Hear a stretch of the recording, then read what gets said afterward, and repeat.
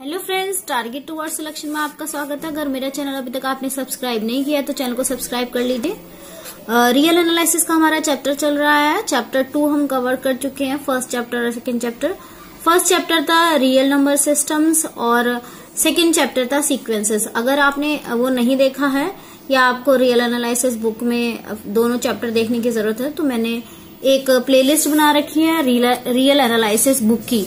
वहां जाकर आप सारी वीडियो अवेलेबल हो जाएगी, आप टॉपिक वाइज सारे देख सकते हैं। मैंने इसमें एमसीक्यू फर्स्ट चैप्टर के और सेकंड चैप्टर यानी कि रियल एनालिसिस की जो बुक सीक्वेंसेस है उसके चैप्टर के और रियल नंबर सिस्टम दोनों के ऑब्जेक्टिव्स क्वेश्चन भी मैंने डाल रखे हैं। आज हमारा शुरू होता है चैप्टर थर्ड।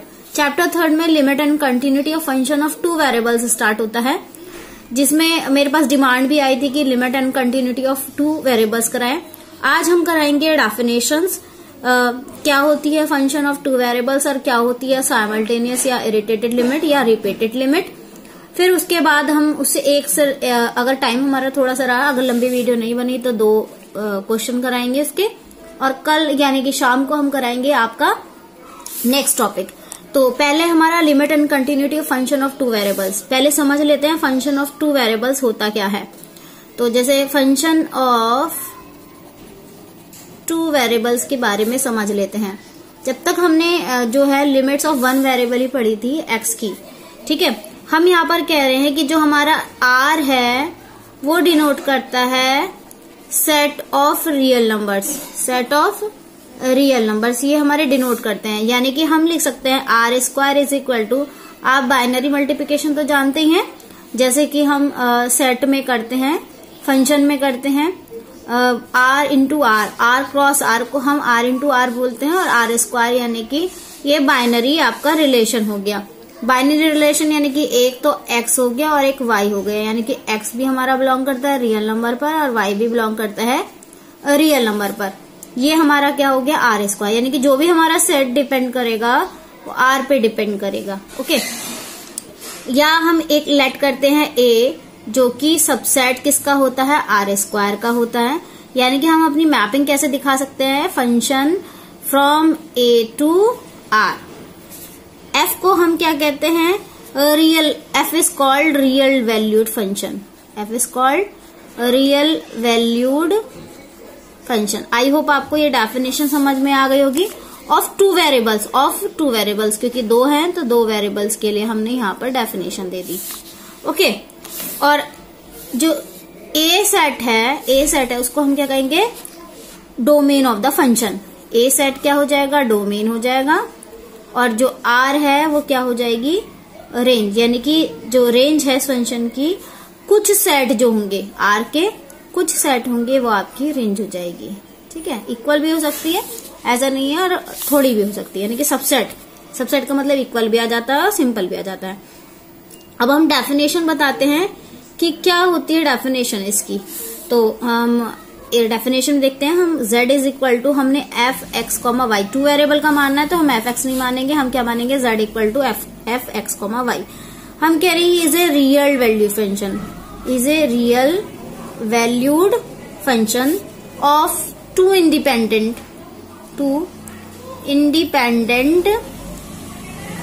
Real variables. कौन कौन से, X and variables X and Y. तब क्या होगा, if for each pair of values X and Y of a certain set कौन सा है, X comma Y, over which the point X comma Y range, यानी कि रेंज क्या होंगी, एक्स कॉमा वाई होगी। There exist a unique real value of Z. तो कैसे लिखेंगे, z इक्वल टू, एक एग्जाम्पल लेके दिखा रहे हैं, z equal to X square plus Y square minus X Y. या हम ऐसे दिखा सकते हैं z equal to X sine Y plus Y sine X, ये भी दिखा सकते हैं। इस तरीके से हम कोई सी भी वैल्यू दिखा सकते हैं, वेरिएबल दिखा सकते हैं। ठीक है, ये है 2 इंडिपेंडेंट वेरिएबल x और y के साथ में। अब हम डेफिनेशन बताते हैं नेबरहुड ऑफ ए पॉइंट। अभी तक आपने नेबरहुड ऑफ ए सीक्वेंस पढ़ा था, अब नेबरहुड ऑफ ए पॉइंट भी बता देते हैं। देखिए इसमें बहुत सारे होंगे नेबरहुड ऑफ ए पॉइंट। देखिए इसमें बहुत सारी डेफिनेशन होगी, दिखा देंगे हम। पहले हम समझेंगे रेक्टेंगुलर की। रेक्टेंगुलर इसमें देखिए बहुत सारी आएगी। रेक्टेंगुलर नेबरहुड आएगा, एक आपका आएगा सर्कुलर और एक आएगा डिलीटेड। ये 3 डेफिनेशन आती हैं, इसे ध्यान से समझिएगा, ये तीनों ही इंपॉर्टेंट है। पहले हम रेक्टेंगुलर की बात करेंगे। रेक्टेंगुलर की बात करने का मतलब है हम कह रहे हैं कि लेट ए कॉमा बी जो किस सेट में है, B any point of R square. R square में समझाई चुकी हूं कि आर क्रॉस आर को हम कहते हैं binary relation R cross are.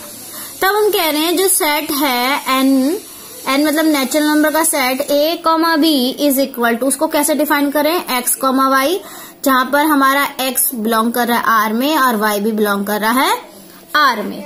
यानी कि हम कह सकते हैं कि नेबरहुड पॉइंट हम क्या दिखाते थे, हम जो एप्सिलॉन करके दिखाते थे उस पॉइंट में, तो इसी तरीके से हम दिखाएंगे एक्स ए दिखा रहे, ए माइनस एक्स की वैल्यू तो ए माइनस एच और ए प्लस एच के बीच में दिखा देंगे।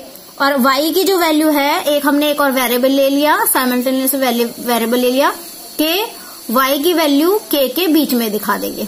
ठीक है, नेबरहुड पॉइंट को हम ऐसे ही दिखाते हैं कि हमारा इससे घटता हुआ टर्म और इसके बढ़ते हुए यानी ओपन इंटरवल में हम दिखाते हैं। तो हमने x की वैल्यू a माइनस एच और a प्लस एच के बीच में दिखा दी और y की वैल्यू b माइनस के और b प्लस के बीच में दिखा दी। इसको हम कहेंगे is a rectangular neighbourhood point, neighbourhood of a point. क्या दिखाएंगे neighbourhood of point, A comma B, where H और के क्या है हमारे arbitrary small positive point, arbitrary small positive real number. Okay, और अगर हमें सही से करके डेफिनेशन लिखनी है तो सिंपल से हम ऐसे भी लिख सकते हैं, N A comma B is equal to X comma Y such that X belongs to R and Y belongs to R, यानी कि A minus H is X A plus H, सबको साथ लिखना है, बस हमें ये कुछ करना है और कुछ नहीं करना। B minus K Y and Y B plus K, बस हमें यही दिखाना है और कुछ नहीं दिखाना। अब हम नेक्स्ट डेफिनेशन लिखते हैं, किसकी, दूसरी, circular neighbourhood of a point. दूसरी डेफिनेशन है सर्कुलर नेबरहुड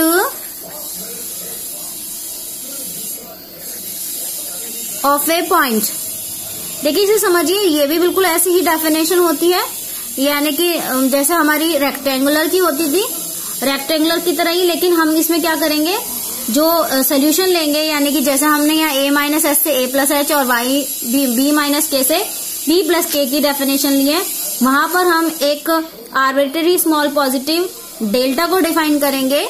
यानी कि हम क्या लिख सकते हैं, N A comma B is equal to X comma Y, X belongs to किसमें, रियल नंबर में कर रहा है, वाई भी किसमें, रियल नंबर में बिलोंग कर रहा है, and under root X minus A, क्योंकि सर्कुलर में क्या होती है, डेफिनेशन सर्किल की लिखनी पड़ती है, वाई माइनस बी का square is less than delta. Delta क्या है हमारा, एक आर्बिट्रेरी स्मॉल पॉजिटिव पॉइंट है, जो पहले वाला पॉजिटिव पॉइंट था।